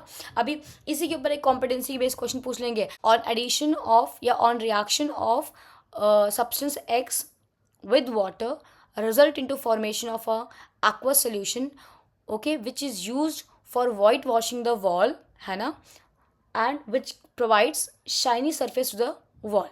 So name that substance X. तो X क्या था? Calcium oxide. Justify your answer why it gave shiny appearance to the wall. अब बढ़ते हैं आगे, कुछ और एग्जाम्पल देखते हैं कॉम्बिनेशन रिएक्शन के. बर्निंग ऑफ कोल, है ना, कोल मतलब क्या है, कार्बन को आप जलाओगे किसके प्रेजेंस में, ऑक्सीजन के प्रेजेंस में. It will give what? CO2. तो two reactants combine to give what? Single major product. इसको और क्या बोलेंगे? कॉम्बिनेशन रिएक्शन बोलेंगे. Formation of water from hydrogen and oxygen gases, है ना. तो यहाँ पे again two and more reactant, two reactants are reacting and they are combining basically to give what? Water molecule which is a single major product. ठीक है. अच्छा, अब ये नया टॉपिक क्या है एक्सोथर्मिक रिएक्शन, मैंने पिछले ही स्लाइड में बताया था, ऐसे रिएक्शंस जहाँ पे प्रोडक्ट के साथ साथ हीट एनर्जी या एनर्जी लिबरेट हो, है ना, उसी को बोलते हैं exothermic reaction. So the reaction in which heat is released along with production of product या formation of product, they are termed as what, exothermic reactions. ठीक है, पहला एग्जांपल देखते हैं इसका, burning of natural gas. Natural gas को आपने जब बर्न किया है ना, जब इसको आप बर्न कर रहे हो तो क्या निकल रहा है, प्रोडक्ट निकल रहा है CO2 अलॉन्ग विथ वाटर, उसके साथ क्या जनरेट हो रही है, हीट जनरेट हो रही है, हीट लिबरेट हो रही है, इसीलिए रिएक्शन क्या है, एक्सोथर्मिक। रेस्पिरेशन, अब रेस्पिरेशन में क्या होगा, पहले उसके पहले समझो डाइजेशन में क्या होता है। डाइजेशन में जब खाना खाते हो आप, तो डाइजेशन में कॉम्प्लेक्स मॉलिक्यूल्स क्या होते हैं, सिंपल फॉर्म में कन्वर्ट होते हैं। जैसे कार्बोहाइड्रेट कन्वर्ट हुआ किसमें, ग्लूकोज में। अब ये ग्लूकोज क्या करेगा, आपके ब्लड में ब्लड में जाएगा। ब्लड में क्या होता है, रेस्पिरेशन के थ्रू ऑक्सीजन मिलता है। ये जो ऑक्सीजन है ये रिएक्ट करेगा इस ग्लूकोज से और क्या बनाएगा, कार्बन डाइऑक्साइड, जिसको आप एक्सहेल कर देते हो रेस्पिरेशन के थ्रू, है रेस्पायर करके। साथ में क्या बनता है, वाटर, और उसके साथ साथ क्या निकलती है, एनर्जी, है ना। यही एनर्जी आप, इसी एनर्जी को यूटिलाइज करके आप सारा काम करते हो। सो मैंने क्या बोला था, ऐसा रिएक्शन जहाँ पे एनर्जी या हीट निकल रही है उसको हम क्या बोलते हैं, एक्सोथर्मिक रिएक्शन। एक और एग्जांपल है एक्सोथर्मिक रिएक्शन का, which is decomposition of vegetable matter into compost, है ना। तो जब वेजिटेबल मैटर कंपोस्ट में कन्वर्ट होते हैं तो वो भी अगेन क्या देते हैं, एनर्जी रिलीज करते हैं। इसीलिए ये भी क्या है, एग्जाम्पल है एक्सोथर्मिक रिएक्शन का। जितने भी एग्जाम्पल टेक्स्ट बुक में दिए हो, चाहे वो एक्टिविटी हो, है ना, चाहे वो अलग से बॉक्स में दिए हो, है ना, ये सारा करके जाओगे तो आपको बोर्ड में मार्क्स कटने के पॉसिबिलिटीज ना के बराबर हो जाएंगी। जितना कोशिश कर सकते हो प्रैक्टिस करो, है ना। सो आगे बढ़ते हैं नेक्स्ट टाइप ऑफ रिएक्शन में, which is what, decomposition reaction. पिछले रिएक्शन में क्या था, दो या दो से ज़्यादा रिएक्टेंट्स क्या दे रहे थे, सिंगल प्रोडक्ट। ये जो है डिकम्पोजिशन, ये कॉम्बिनेशन के बिल्कुल अपोजिट है। यहाँ पे क्या हो रहा है, यहाँ पे आपका सिंगल रिएक्टेंट टूट के दो या दो से ज़्यादा प्रोडक्ट देगा, है ना। तो ऐसे रिएक्शन जहाँ पे सिंगल रिएक्टेंट टूट के दो से ज़्यादा प्रोडक्ट दे रहे हैं उसी हम बोलते हैं डीकम्पोजिशन रिएक्शन। क्या बोलते हैं, डीकम्पोजिशन रिएक्शन। अच्छा ये बताओ, कोई चीज़ तोड़ना हो तो उसमें आपको एनर्जी लगेगी। मैं आपको एक लकड़ी का टहनी दूँ या एक वुडन स्टिक दूँ और बोलो तोड़ो, तो ऐसे देख के तोड़ लोगे क्या, नहीं ना, आपको फोर्स अप्लाई करना पड़ेगा, आपको एनर्जी अप्लाई करनी पड़ेगी, प्रेशर लगाना पड़ेगा, है ना। तो सिमिलरली यहाँ पे भी जब रिएक्शन में डिकम्पोजिशन हो रहा है, बॉन्ड टूट रहे हैं, तो वो बॉन्ड टूटेंगे किसके प्रेजेंस में, इन प्रेजेंस ऑफ एनर्जी। ठीक है, तो डिकम्पोजिशन रिएक्शन में हमेशा एनर्जी लगने वाली है ना। कॉम्बिनेशन के कुछ रिएक्शंस में क्या हो रही थी, एनर्जी रिलीज हो रही थी, पर डिकम्पोजिशन में क्या होगी, एनर्जी लगेगी। ठीक है, अच्छा तो पहले डेफिनेशन देख लेते हैं। Reaction that requires energy either in form of heat, light और electricity, they are called as what, है ना, decomposition reaction. And they give what, they give simpler products from single reactant. ठीक है, अब decomposition reaction is further classified into 3 type depending upon the source of energy which is used. अगर वो source heat है, अगर वो energy in the form of heat है, उसको बोलेंगे thermal decomposition, which is also called as thermolysis. अगर वो एनर्जी इलेक्ट्रिसिटी के फॉर्म में है, it is called as electrolytic decomposition reaction, उसको बोलते हैं electrolysis. And if the energy is form of light, it is called as what, photolytic decomposition reaction, मतलब photolysis. कुछ एग्जाम्पल देते हैं, आपको और अच्छे से समझ में आएगा। एनसीईआरटी में इस टॉपिक को एक्सप्लेन करने के लिए एक एक्टिविटी दी गई है, एक्टिविटी 1.5, ओके, विच explains thermal decomposition. Thermal decomposition मतलब क्या, यहाँ पे एनर्जी का सोर्स क्या है, हीट। अब इस रिएक्शन में क्या हो रहा है, मैं आपको पहले सिंपल तरीके से एक्सप्लेन करती हूँ, फिर हम इक्वेशन देखेंगे। आपने क्या लिया, एक टेस्ट ट्यूब लिया, टेस्ट ट्यूब में आपने क्या डाला, आपने डाला FeSO4.7H2O क्रिस्टल। वो क्रिस्टल का कलर क्या था, ग्रीन, है ना। वो ग्रीन कलर क्यों आ रहा था, due to presence of water molecules. किसकी वजह से था ग्रीन कलर, वाटर मॉलिक्यूल की वजह से था। इसको बोलते हैं फेरस सल्फेट हेप्टाहाइड्रेट, क्योंकि 7 वाटर मॉलिक्यूल्स एंट्रैप्ड हैं इसके अंदर, है ना। तो जैसे ही आप इस क्रिस्टल को, इस कंपाउंड को, ग्रीन कलर के कंपाउंड को हीट करोगे, थोड़ा सा हीट करने से क्या होगा, ये जो 7 वाटर मॉलिक्यूल्स हैं ये इवॉपरेट हो जाएंगे, ये अलग हो जाएंगे, गैस फॉर्म में निकल जाएगा ये। ठीक है। और बचेगा क्या आपका, सिर्फ फेरस सल्फेट। अब इसका कलर क्या हो गया, वाइट, है ना, क्योंकि जो ग्रीन कलर था, लाइट ग्रीन कलर, वो वाटर की वजह से था, हीट करने से वो उड़ गया, उड़ने की वजह से अब सिर्फ क्या बचा, फेरस सल्फेट, उसका कलर क्या बचा, वाइट। अब इस जब वाइट फेरस सल्फेट को आप और हीट करोगे तो क्या होगा, ये it will undergo a decomposition reaction and result into formation of ferric oxide along with sulphur dioxide and sulphur dioxide gases. ये जो फेरिक ऑक्साइड है इसका कलर होगा रेडिश ब्राउन और रेडिश शेड में होगा, ठीक है। तो इसका कलर रेड या रेडिश ब्राउन के शेड में आएगा। समझ में आया? तो देखो यहाँ पे, देखो इमेज में दिख रहा है ना, ग्रीन कलर के क्रिस्टल को हीट किया, या जो गैस निकल रही है इस गैस के थ्रू क्या निकल रहा है, sulphur dioxide and sulphur trioxide. और जो ग्रीन क्रिस्टल यहाँ पे था उसका कलर कैसे हो जाएगा, रेडिश और, है ना, reddish brown, because of formation of what, because of formation of ferric oxide, ठीक है। इसी की सेम एक्टिविटी पे पिछले साल, मतलब 2025 2026 वाला जो एकेडमिक ईयर था, पिछला एकेडमिक ईयर, उस पे बोर्ड का एक क्वेश्चन आया है, बोर्ड के पेपर में एक क्वेश्चन आया है इस टॉपिक के ऊपर, ये क्वेश्चन बोर्ड में आया है। और ऐसा नहीं कि इस बार आया तो नेक्स्ट टाइम नहीं आएगा, है ना, उसको दूसरे तरीके से पूछ सकते हैं, कुछ कुछ क्वेश्चंस करके रिपीट भी होते हैं, है ना। तो PYQ उसको आपको नेग्लेक्ट नहीं करना है, ठीक है। इसीलिए बोलती हूँ एक्टिविटीज़ बहुत इंपॉर्टेंट है, एक्टिविटीज़ को थरोली समझ के जाओ, करके जाओ। आगे बढ़ते हैं, नेक्स्ट टॉपिक की तरफ बढ़ते हैं। ये भी अगेन थर्मल डिकम्पोजिशन के बारे में ही है, और इसको एक्सप्लेन करने के लिए उन्होंने एक और एक्टिविटी दी है। इस एक्टिविटी में क्या बोला है ना, एक टेस्ट ट्यूब, कैन आप इमेज में देख सकते हो, एक टेस्ट ट्यूब लिया है, टेस्ट ट्यूब में लेड नाइट्रेट का कंपाउंड लिया है, इस कंपाउंड को क्या किया, हीट, थर्मल डिकम्पोजिशन है मतलब हीट लगेगी, है ना। सो हीट जब दिया तो क्या हुआ, लेड नाइट्रेट टूटा और क्या बनाया, सिंपलर प्रोडक्ट्स, जो कि था लेड ऑक्साइड। लेड ऑक्साइड के साथ क्या निकाला, ब्राउन फ्यूम्स निकले, ब्राउन फ्यूम्स मतलब ब्राउन कलर का धुआं जैसा, और साथ में क्या रिलीज हुई, ऑक्सीजन गैस, है ना। सो इस पे अभी कॉम्पिटेंसी बेस्ड क्वेश्चन आ सकता है।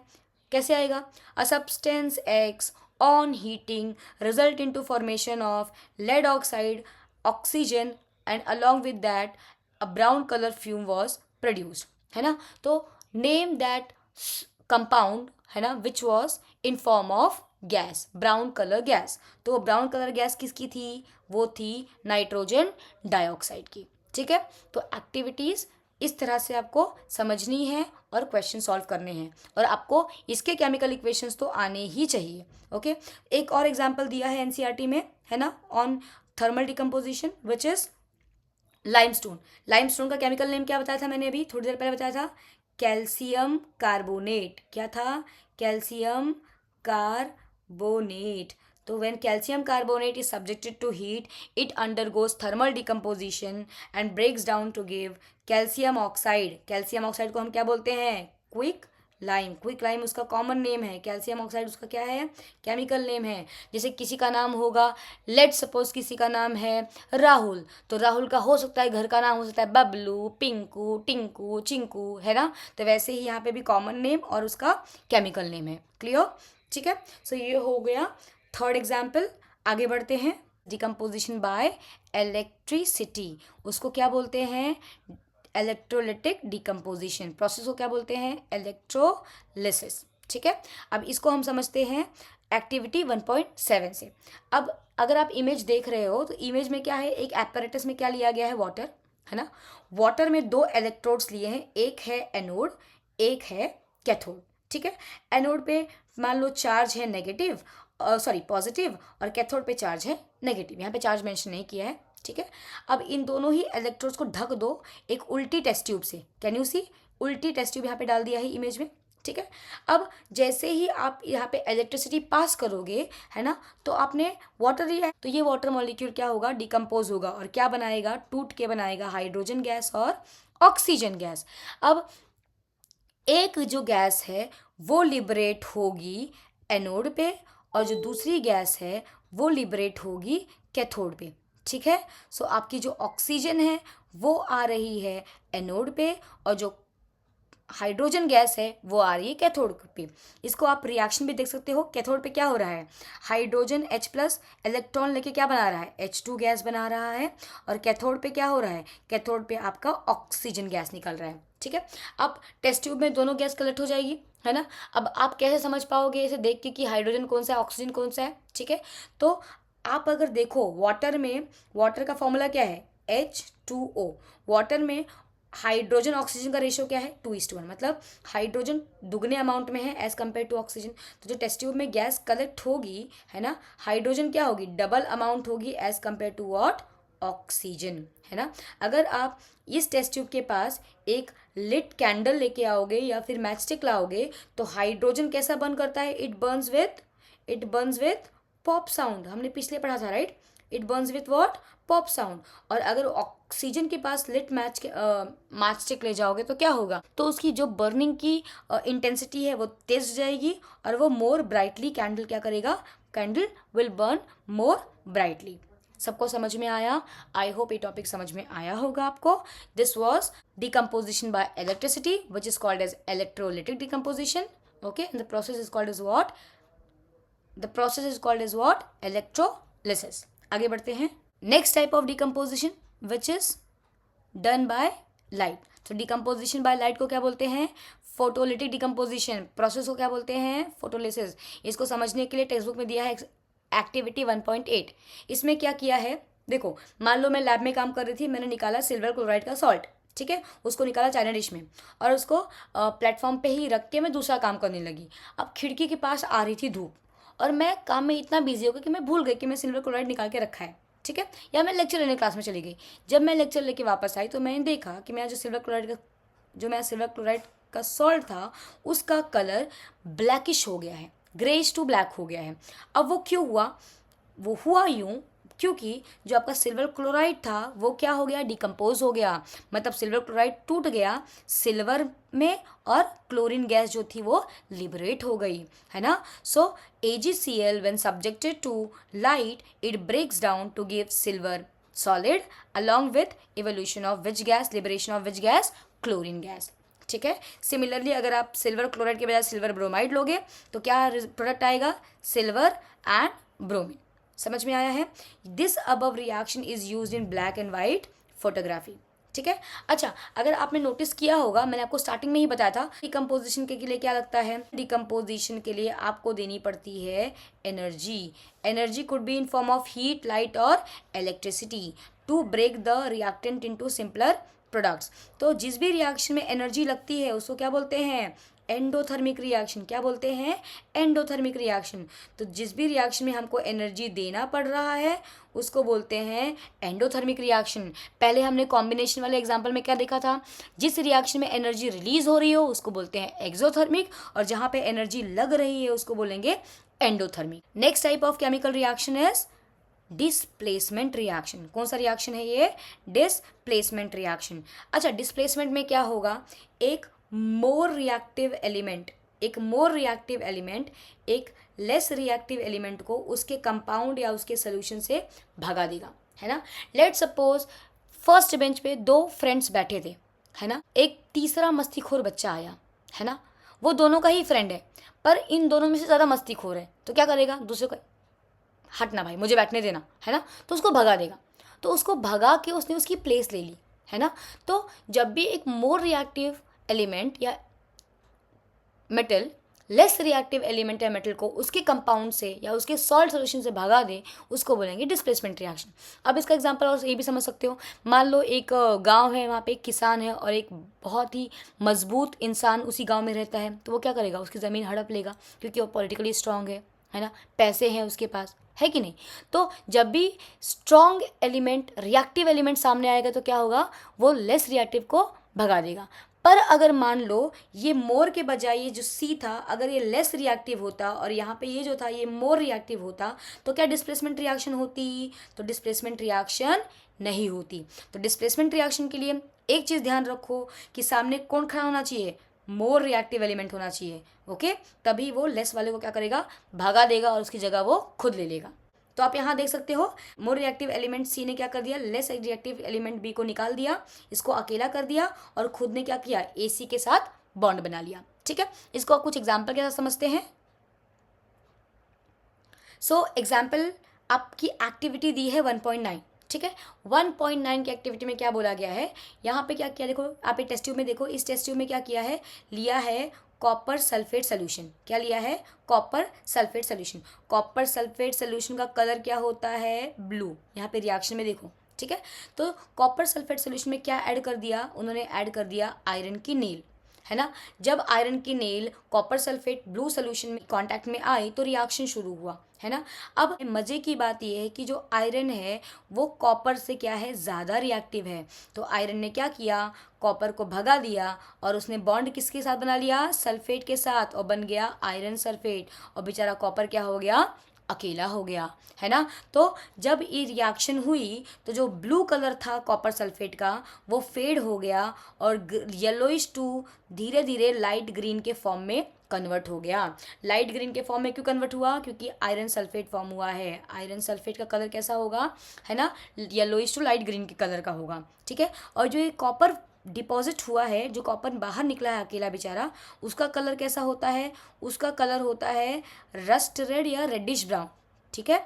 तो वो जैसे रस्ट के फॉर्म में इसी जो नेल थी ना, नेल के ऊपर डिपॉजिट हो गया। क्या आप यहाँ पे देख सकते हो? इस नेल पे जैसे लग रहा है जंग लगा हुआ है, तो ये जंग नहीं है, ये जो रेडिश कलर है वो किसकी है? वो है कॉपर की वजह से, ठीक है।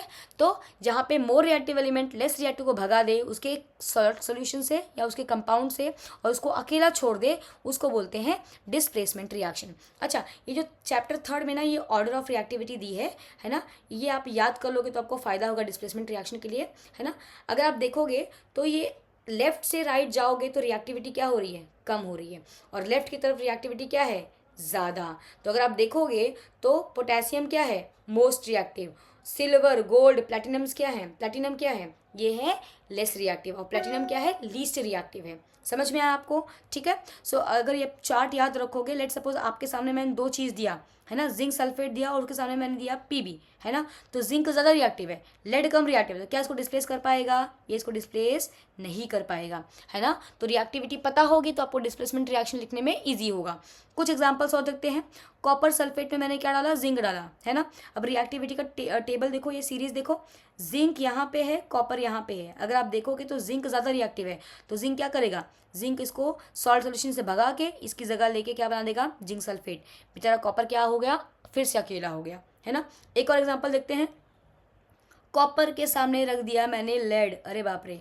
अगेन लेड क्या है? कॉपर से ज़्यादा रिएक्टिव है। लेड ने क्या किया? इसको इसके क्लोराइड सॉल्ट से भगा दिया और खुद क्या बना लिया? Lead chloride. और बेचारा कॉपर क्या हो गया? अकेला हो गया। अगर मान लो कॉपर क्लोराइड के सामने मैं रखती सिल्वर, तो क्या रिएक्शन होता? यहाँ पे देखो, कॉपर है यहाँ पे, सिल्वर है यहाँ पे, किसकी रिएक्टिविटी ज़्यादा है? Copper is more reactive than silver. तो यहाँ पे डिस्प्लेसमेंट रिएक्शन होगा क्या? नहीं होगा। इसीलिए ये ऑर्डर ऑफ रिएक्टिविटी अगर आप याद कर लोगे तो डिस्प्लेसमेंट रिएक्शन में आपसे मिस्टेक कभी नहीं होगी। आगे बढ़ते हैं। Next type of chemical reaction is double displacement reaction. पिछले रिएक्शन में सिंगल डिस्प्लेसमेंट हो रहा था, यहाँ पे क्या हो रहा है? Double displacement. इसका डेफिनेशन देखोगे तो reaction where exchange of ions between the reactants, है ना, forming the two new products, है ना, this kind of reactions are termed as what? Double displacement reaction, है ना। तो यहाँ पे देखो, यहाँ पे ए के साथ बी का बॉन्ड था, सी के साथ डी का बॉन्ड था। अब रिएक्शन में क्या हुआ? ए ने बॉन्ड बना लिया सी के साथ और बी ने बॉन्ड बना लिया डी के साथ। मतलब दोनों ही रिएक्टेंट ने क्या किए हैं? अपने आयंस को क्या किए हैं? एक्सचेंज किए हैं। तो ऐसा रिएक्शन जहाँ पे दोनों आयंस एक्सचेंज हो रहे हो, इसको बोलते हैं डबल डिस्प्लेसमेंट रिएक्शन। मान लो आप दो फ्रेंड स्कूल में, है ना, एक ने सैंडविच लाई थी, एक ने आलू पराठा लाया था। अब दोनों ही घर से सैंडविच और आलू पराठा खा के आए थे, तो अभी तुमको कुछ अलग खाना था। तो क्या किया?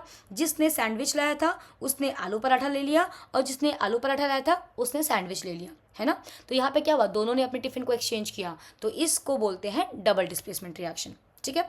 अगर आप डिस्प्लेसमेंट की बात करो तो मान लो, समझ लो, एक ने लाया था आलू का पराठा, दूसरे ने सैंडविच।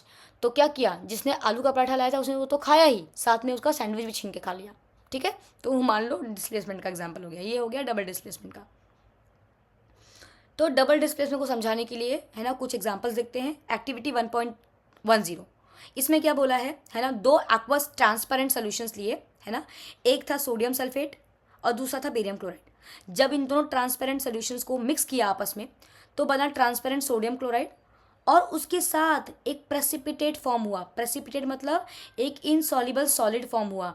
ये इनसॉल्युबल सॉलिड को हम क्या बोलते हैं? इसको बोलते हैं प्रेसिपिटेट। क्या बोलते हैं? प्रेसिपिटेट। सो ऐसे रिएक्शंस जहाँ पे इनसॉल्युबल सॉलिड्स फॉर्म होते हैं जिसको प्रेसिपिटेट बोलते हैं, उस रिएक्शन को क्या कहा जाता है? Precipitation reaction. क्या कहा जाता है? Precipitation reaction. ठीक है। सो ये डबल डिस्प्लेसमेंट रिएक्शन में प्रेसिपिटेट बन रहा है, तो ये रिएक्शन क्या है? ये रिएक्शन डबल डिस्प्लेसमेंट के साथ साथ प्रेसिपिटेशन रिएक्शन भी कहलाएगा। ठीक है। तो यहाँ पे क्या हुआ? Sodium chloride aqueous soluble solution के साथ साथ क्या फॉर्म हुआ? Barium sulphate. इसका कलर कैसा था? वाइट। कैसा था? वाइट। तो वाइट कलर का एक कंपाउंड फॉर्म हुआ। इस वजह से आपका ट्रांसपेरेंट लिक्विड कैसा बन गया? क्लाउडी। कैसा हो गया? हेजी। समझ में आया? एक और एग्जांपल देखते हैं। सिल्वर नाइट्रेट को जब आपने सोडियम क्लोराइड में डाला है ना, तो क्या बना? सिल्वर क्लोराइड, जो कैसा था? अगेन वाइट कलर का insoluble solid which is called as what? Precipitate. तो इस रिएक्शन को भी आप क्या बोलोगे? Precipitation reaction. ये डबल डिस्प्लेसमेंट भी क्या है? Precipitation reaction. उसके साथ क्या बना? सोडियम नाइट्रेट, जो कि क्या था? सॉल्युबल था। ये जो पर्टिकुलर यहाँ पे मैंने इमेज दी है, ये यही है। जो व्हाइट कलर नीचे फॉर्म हुआ है, ये क्या है? ये क्या है? ये है सिल्वर क्लोराइड। क्या है? Silver chloride. एक और एग्जांपल देखते हैं। कैल्शियम क्लोराइड सोल्यूशन को, एक्वस सोल्यूशन को जब आप सोडियम कार्बोनेट से रिएक्ट करवाते हो तो बनाता है calcium carbonate along with sodium chloride. Sodium chloride, नमक तो पानी में घुल जाता है तो वो हो गया सॉल्युबल। इनसॉल्युबल मतलब क्या था? इसलिए मैंने इसको किससे रिप्रेजेंट किया है? पैरेंथेसिस एस से। और ये इनसॉल्युबल सब्सटेंस को हम क्या बोलते हैं? प्रेसिपिटेट। तो ये डबल डिस्प्लेसमेंट रिएक्शन भी क्या है? Example. It is also example of precipitation reaction. I just hope आपको डबल डिस्प्लेसमेंट समझ में आया होगा। और ऐसे रिएक्शन जहाँ पे इनसॉल्युबल सॉलिड फॉर्म होते हैं उनको हम प्रेसिपिटेशन रिएक्शन भी बोलते हैं। आगे बढ़ते हैं। तो next type of chemical reaction है रेडॉक्स रिएक्शन। क्या है? रेडॉक्स। रेडॉक्स के लिए ध्यान में रखो, रेडॉक्स रिएक्शन में क्या होगा? दो रिएक्टेंट्स में से एक रिएक्टेंट ऑक्सीडाइज होगा और दूसरा रिड्यूस होगा। क्या होगा? रिड्यूस। तो ऑक्सीडेशन प्रोसेस और रिडक्शन प्रोसेस क्या चलेगी? साइमल्टेनियसली चलेगी। तो ऐसा रिएक्शन जहाँ पे एक स्पीशीज ऑक्सीडाइज हो रहा है, दूसरा रिड्यूस हो रहा है, उसको क्या बोलते हैं? Redox reaction. अब ये रिडक्शन क्या है, ऑक्सीडेशन क्या है, वो जानते हैं। रिडक्शन मतलब क्या? अगर कोई भी स्पीशीज ऑक्सीजन लूज कर रहा है तो वो क्या हो गया? रिड्यूस। मतलब प्रोसेस क्या हुई? रिडक्शन। या फिर वो हाइड्रोजन गेन कर रहा है ना, या फिर इलेक्ट्रॉन गेन कर रहा है, तो ऐसे स्पीशीज को क्या बोलते हैं? कि वो रिड्यूस हुआ है, तो उस प्रोसेस को क्या बोलेंगे? रिडक्शन। ऑक्सीडेशन क्या हुआ? उसका अपोजिट। रिडक्शन का अपोजिट है ऑक्सीडेशन। तो gain of oxygen, either loss of hydrogen और लॉस ऑफ इलेक्ट्रॉन। ठीक है। ऑक्सीजन ले लिया तो कंपाउंड क्या हो जाएगा? ऑक्सीडाइज। प्रोसेस क्या होगी? ऑक्सीडेशन। अगर उसने हाइड्रोजन दे दिया तो अगेन क्या हो गया? वो ऑक्सीडाइज। प्रोसेस क्या हुई? ऑक्सीडेशन। अगर उसने इलेक्ट्रॉन दे दिया तो प्रोसेस क्या होगी? ऑक्सीडेशन। एग्जाम्पल से समझने की कोशिश करते हैं। ओके। अब यहाँ पे देखो, कॉपर ने रिएक्टेंट में Cu था, प्रोडक्ट में Cu क्या बन गया? CuO। इसका मतलब इसने क्या किया? इसने गेन किया है, इसने एक्सेप्ट किया है किसको? ऑक्सीजन को। तो ये प्रोसेस क्या होगी? ऑक्सीडेशन। ये प्रोसेस क्या होगी? ऑक्सीडेशन। क्या सबको समझ में आया है? श्योर। अगर आप इसको इलेक्ट्रॉन की टर्म में बात करो, अगर एलिमेंट फॉर्म में कोई भी सब्सटेंस दिया हो है ना, तो उसका ऑक्सीडेशन स्टेट क्या होता है? 0। कॉपर का कितना हुआ? +2। ऑक्सीजन का क्या था? -2। यहाँ ऑक्सीजन अपने एलिमेंट फॉर्म में है तो क्या हुआ? 0। तो कॉपर 0 से क्या गया? स्टेबल था, स्टेबल से 2 इलेक्ट्रॉन के लॉस में चला गया तो क्या हो गया? ऑक्सीडेशन। ऑक्सीजन स्टेबल था, 0 था, 0 से कहाँ गया? -2। -2 मतलब उसने 2 इलेक्ट्रॉन ले लिए, तो यहाँ पे क्या हुआ है? Gain of electron. Gain of electron क्या होता है? रिडक्शन। गेन ऑफ इलेक्ट्रॉन क्या होता है? गेन ऑफ इलेक्ट्रॉन होता है रिडक्शन। समझ में आया? चलो आगे का एक और एग्जांपल देखते हैं। तो नेक्स्ट एग्जांपल देखो, यहाँ पे कॉपर है ना, यहाँ पे सल्फेट पे -2 चार्ज होता है, 9th में पढ़ा था। कॉपर पे +2। जिंक एलिमेंट फॉर्म में है, 0। जिंक सल्फेट के साथ है, सल्फेट -2, तो जिंक क्या है? +2।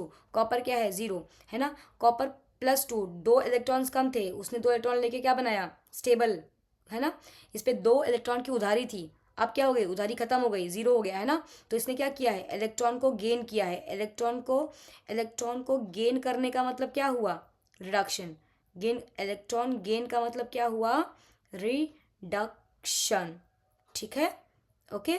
और यहाँ पे देखो जिंक 0 था, 0 से क्या हो गया +2, इस ये स्टेबल था, अब इसके घर पे कोई 2 इलेक्ट्रॉन आके चुरा ले गया, है ना। तो यहाँ पे क्या हुआ है, loss of electron. Loss of electron को क्या बोलते हैं हम लोग, ऑक्सीडेशन। आगे बढ़ते हैं, कुछ और एग्जाम्पल्स देखते हैं, पर ये example in terms of loss of electron and gain of electron ज़्यादा सही बैठते हैं, ठीक है। आगे बढ़ते हैं, नेक्स्ट एग्जाम्पल देखो, जिंक ने क्या किया, ऑक्सीजन लूज किया, तो यहाँ पे loss of oxygen is what, loss of oxygen is what, reduction. क्या है वो, रिडक्शन। कार्बन ने ऑक्सीजन क्या किया है, ऑक्सीजन गेन किया है। ऑक्सीजन गेन का मतलब क्या हुआ, ऑक्सीडेशन। तो एक ही रिएक्शन में जिंक हो रहा है रिड्यूस और कार्बन हो रहा है ऑक्सीडाइज, तो इसको क्या बोलेंगे, इसको बोलेंगे रेडॉक्स रिएक्शन। नेक्स्ट एग्जांपल देखते हैं, कॉपर ने ऑक्सीजन लूज किया, लूज किया मतलब क्या होगा, ये हो गया रिडक्शन। ऑक्सीजन लॉस मतलब रिडक्शन। और हाइड्रोजन ने क्या किया, उसी ऑक्सीजन को ले लिया, अपना लिया, हड़प लिया, तो वो क्या हो गया, वो हो गया ऑक्सीडाइज। तो प्रोसेस क्या हो गई, ऑक्सीडेशन, ठीक है। नेक्स्ट एग्जांपल देखते हैं, MnO2 ने, Mn ने क्या किया, अपना ऑक्सीजन दे दिया। ऑक्सीजन का लॉस को क्या बोलते हैं, ऑक्सीजन के लॉस को बोलते हैं रिडक्शन, है ना। और यहाँ पे देखो क्लोरीन ने हाइड्रोजन लूज किया, loss of hydrogen is called what, it is called oxidation, ठीक है। ऐसा प्रोसेस जहाँ पे ऑक्सीडेशन रिडक्शन दोनों साइमल्टेनियसली होता है उसे बोलते हैं रिडॉक्स रिएक्शन। आई होप आपको समझ में आया है। सो टाइप्स ऑफ रिएक्शन में, है ना, जो भी अब तक हमने पढ़ा है उसको मैंने इस एक स्लाइड में समअप किया है ना। तो रिएक्शंस 5 टाइप में क्लासीफाई हुए हैं। कॉम्बिनेशन, जहाँ पे 2 या 2 से ज़्यादा रिएक्टेंट्स कंबाइन होकर सिंगल प्रोडक्ट बनाए, उसको बोलते हैं कॉम्बिनेशन रिएक्शन, है ना। कभी कभी कॉम्बिनेशन रिएक्शन में एनर्जी रिलीज होती है ना, तो वहाँ पे हमने कुछ एक्सोथर्मिक रिएक्शन का एग्जांपल देखा। फिर दूसरा टाइप है डिकम्पोजिशन रिएक्शन, जहाँ पे सिंक टूट के सिंपलर 2 से ज़्यादा या 2 प्रोडक्ट दे, उसको बोलते हैं डिकम्पोजिशन रिएक्शन। डिकम्पोजिशन रिएक्शन हमेशा एनर्जी के प्रेजेंस में होता है। Energy could be in form of heat, light और इलेक्ट्रिसिटी, है ना। तो इस डिकम्पोजिशन रिएक्शन में हमने एंडोथर्मिक का भी एग्जाम्पल देखा, है ना। डिकम्पोजिशन 3 टाइप के थे, थर्मल डिकम्पोजिशन, इलेक्ट्रोलिटिक डिकम्पोजिशन और फोटोलिटिक। थर्मल मतलब हीट के प्रेजेंस में, इलेक्ट्रोलिटिक मतलब इलेक्ट्रिसिटी के प्रेजेंस में, और फोटोलिटिक मतलब लाइट के प्रेजेंस में। फिर हमने देखा डिस्प्लेसमेंट रिएक्शन, जहाँ पे हाईली रिएक्टिव एलिमेंट आके लो रिएक्टिव को क्या कर रहा है, उसके कंपाउंड या सोल्यूशन से भगा के उसको अकेला कर दे रहा है, तो उसको क्या बोलते हैं, डिस्प्लेसमेंट रिएक्शन। फिर हमने देखा डबल डिस्प्लेसमेंट रिएक्शन, जहाँ पे दोनों ही रिएक्टेंट्स क्या कर रहे हैं, अपने अपने आयंस को एक्सचेंज कर रहे हैं। क्या कर रहे हैं, अपने अपने आयंस को एक्सचेंज कर रहे हैं, ठीक है। और हमने डबल डिस्प्लेसमेंट में प्रेसिपिटेशन का भी एग्जांपल देखा, जहाँ पे इनसॉल्युबल सॉलिड फॉर्म हो रहा था, राइट, जिसको हम प्रेसिपिटेट बोलते हैं, इसलिए उन रिएक्शन को प्रेसिपिटेशन रिएक्शन भी कहा बोला गया। फिर हमने देखा रेडॉक्स रिएक्शन, जहाँ पे साइमल्टेनियसली एक स्पीशीज रिड्यूस हो रही हो और दूसरी ऑक्सीडाइज हो रही हो, मतलब ऑक्सीडेशन रिडक्शन साइमल्टेनियसली चल रहा हो, उसको बोला हमने रेडॉक्स रिएक्शन, ठीक है। सो आई होप आपको समझ में आया होगा। आपके रेफरेंस के लिए आप इसको स्क्रीनशॉट ले सकते हैं। अब आगे बढ़ते हैं। सो लास्ट टॉपिक, जिसमें 2 सब टॉपिक्स दिए हैं, okay, it talks about effect of oxidation reaction in everyday life. तो पहला जो इफेक्ट है वो है कोरोजन। क्या है, कोरोजन। कोरोजन क्या होता है, it is destruction of metals by action of air, moisture और chemical which is present in the environment, ठीक है। अगर मैं एग्जाम्पल की बात करूं, है ना, तो कोरोजन अगर आयरन का हो रहा है तो उसको हम बोलते हैं रस्टिंग, है ना। अब कोरोजन सिर्फ आयरन का ही नहीं होता, कॉपर का भी होता है, सिल्वर का भी होता है ना। तो अभी आयरन का कोरोजन रस्टिंग क्या होता है, जब आयरन, है ना, जब भी आयरन आता है कांटेक्ट में किसके, एयर और मॉइस्चर के, मतलब ऑक्सीजन और मॉइस्चर के कांटेक्ट में आता है, तो वो बनाता है आयरन ऑक्साइड की लेयर। क्या बनाता है, हाइड्रेटेड आयरन ऑक्साइड की लेयर। इसी को हम बोलते हैं रस्ट। वो कैसा दिखता है, रेडिश ब्राउन, है ना। और वो क्या करता है, आयरन आर्टिकल की शेल्फ लाइफ कम करता है, उसको डिटोरिएट करता है, उसको डिग्रेड करता है, ठीक है ना। तो रस्टिंग अच्छा नहीं होता आयरन के लिए, राइट, उसकी क्वालिटी खराब कर रहा है वो। तो this is one of the example of rusting, और rusting means one of the example of corrosion. Next type of corrosion देखते हैं, forming green coating on copper, है ना। कॉपर जब भी आता है मॉइस्ट कार्बन डाइऑक्साइड के कांटेक्ट में, वो बनाता है बेसिक कॉपर कार्बोनेट, जिसका फॉर्मूला यहाँ पे दिया है मैंने, है ना। इसकी वजह से कॉपर पे जो ब्राउन कलर का कॉपर था उस पर ग्रीनिश लेयर आ जाती है ना। उसको क्या बोलते हैं, कोरोजन। वो भी किसकी वजह से हुआ, कोरोजन की वजह से हुआ। तीसरा एग्जाम्पल दिया है, जब भी आपका सिल्वर किसके कांटेक्ट में आता है, सल्फर कंपाउंड के। सल्फर कहाँ से आया, जहाँ पे इंडस्ट्रीज है ना, पोल्यूशन है, वहाँ पे सल्फर के कंपाउंड्स भी एयर में प्रेजेंट रहते हैं। अब ये सल्फर के कंपाउंड क्या करेंगे, सिल्वर आर्टिकल से रिएक्ट करेंगे और क्या बनाएंगे, सिल्वर सल्फाइड, जिसका कलर क्या होता है, ब्लैक कलर का लेयर होता है। इस वजह से कभी सुना होगा, देखा होगा, मम्मी लोग की जो पायल पायल होती चांदी की, वो क्या होती है, काली पड़ जाती है। जहाँ पोल्यूशन ज़्यादा होगा वहाँ जल्दी काली पड़ती है। क्यों काली पड़ी, क्योंकि एयर में क्या प्रेजेंट था, सल्फर कंपाउंड। सल्फर के कंपाउंड ने क्या किया, सिल्वर से रिएक्ट करके क्या बनाया, सिल्वर सल्फाइड। इसकी वजह से वो कैसा हो गया, ब्लैक हो गया। ठीक है, यहाँ पे देखो मैंने इसका इमेज डाल रखा है ना। ये है रस्टिंग का एग्जाम्पल, मतलब कोरोजन ऑफ आयरन आर्टिकल।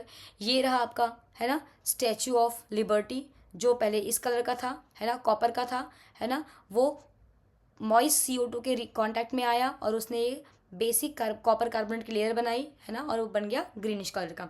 ये रहा आपका सिल्वर का केटल, जो बन गया है ब्लैकिश कलर का। क्यों, किससे रिएक्ट होके, सल्फर के कंपाउंड से रिएक्ट करके। और क्या बना दिया उसने, उसने बनाया सिल्वर सल्फाइड। अब इस कोरोजन को रोक कैसे सकते हैं, है ना, कैसे रोकेंगे। आप क्या करो, ये जो रिएक्ट करके उसकी क्वालिटी को डिग्रेड कर रहे हैं ना, उसके कांटेक्ट को रोक दो, है ना। तो हम क्या करेंगे, अगर हम आयरन के ऊपर पेंट लगा देंगे तो क्या वो मॉइस्चर और एयर से कांटेक्ट में आएगा, नहीं। रिएक्शन होगा, नहीं। कोरोजन होगा, नहीं। या तो फिर आप ऑयलिंग कर दो या ग्रीसिंग कर दो उसको, या फिर गैल्वेनाइज कर दो। गैल्वेनाइज करना मतलब क्या, coating iron with zinc metal, मतलब आप आयरन मेटल को जिंक से कोट कर दो तो वो हो गया गैल्वेनाइज। अब उसका जो रस्टिंग है वो क्या हो जाएगा, डीरेड हो जाएगा। रस्टिंग होगा ही नहीं है, या आगे जाके जैसी कोटिंग निकलेगी तो होगा, तो मतलब वो प्रोसेस स्लो हो गया। ठीक है। इलेक्ट्रोप्लेटिंग, इलेक्ट्रोप्लेटिंग का मतलब ही वही है कि एक मेटल के ऊपर दूसरे मेटल को, दूसरे लेस रिएक्टिव मेटल को कोट कर दो, है ना। उससे क्या होगा, कांटेक्ट ब्रेक हो जाएगा। कांटेक्ट ब्रेक हो गया तो कोरोजन का प्रोसेस नहीं होगा। तीसरा है अलॉइंग, है ना। अलॉय हमको पता है, alloys are mixture of metal metal और मेटल एंड नॉन मेटल, है ना। वो क्या करते हैं, वो बेस मेटल के प्रॉपर्टी को एनहांस कर देते हैं, उसकी रिएक्टिविटी को चेंज कर देते हैं। तो इससे क्या होगा, कोरोजन का इफेक्ट स्लो हो जाएगा या फिर ना के बराबर हो जाएगा। क्लियर, या धीरे होगा। नेक्स्ट इफेक्ट देखेंगे जिसको हम बोलते हैं रेंसिडिटी। रेंसिडिटी क्या है, rancidity is oxidation of fats and oils present in food and which causes unpleasant smell and taste of that food. ठीक है, तो जब भी आपके खाने का ऑयल या फैट ऑक्सीडाइज होगा एटमॉस्फेरिक ऑक्सीजन से, है ना, तो वो एक अजीब सी स्मेल देगा, उसका टेस्ट खराब हो जाएगा। इसी को बोलते हैं रैंसिडिटी। यहाँ पे मैंने 2 एग्जांपल्स दिए हैं, है ना। बटर, जब बटर ज़्यादा देर तक ऐसे खुला छोड़ दो आप, है ना, तो उसमें भी ऐसी लेयर फॉर्म हो जाती है, खराब हो जाता है। Because of what, rancidity, because of what, oxidation. ठीक है। चिप्स के पैकेट में अगर आप ऐसे खुला छोड़ दो, है ना, तो देखो कुछ दिनों बाद तो सॉगी हो जाएगा, सॉफ्ट हो जाएगा, और फिर बाद में वो उसकी स्मेल चेंज हो जाएगी, उसकी क्वालिटी खराब हो जाएगी। ओके, यहाँ पे देखो एग्जाम्पल एक मैंने ऑयल का दिया है, fresh oil and rancid oil. ठीक है। अब इस रैंसिडिटी को आप रोक कैसे सकते हो, है ना, कैसे रोकोगे, ऑक्सीडेशन होने से बचा लो। ऑक्सीडेशन मतलब क्या है कि आपका ऑयल और फैट ऑक्सीजन से रिएक्ट कर रहा है, तो ऑक्सीजन का कांटेक्ट बंद कर दो। आप उस फूड आइटम को कहाँ रखो, एयर टाइट कंटेनर में रखो। उसको कहाँ रखो, रेफ्रिजरेटर में रख दो, है ना।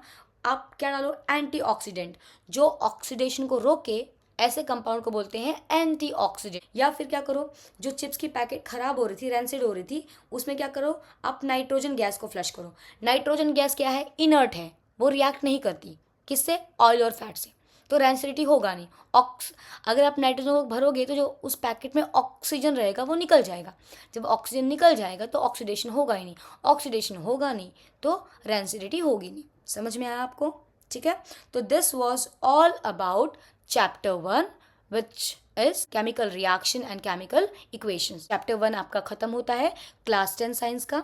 ठीक है, अगर आप बोलोगे तो मैं इसका इन टेक्स्ट और एक्सरसाइज क्वेश्चंस भी आपको एक्सप्लेन करवा दूंगी, सॉल्व करवा दूंगी। ठीक है, और हम आगे जाके अगर आप कहोगे तो मैं PYQs भी सॉल्व करवा दूंगी। और मैंने ऑलरेडी चैप्टर नंबर 4 अपलोड कर दिया है मेरे चैनल पे, तो आप उसे भी देख सकते हैं और अपना जो भी फीडबैक है प्लीज़ कमेंट में बताएं। Thank you.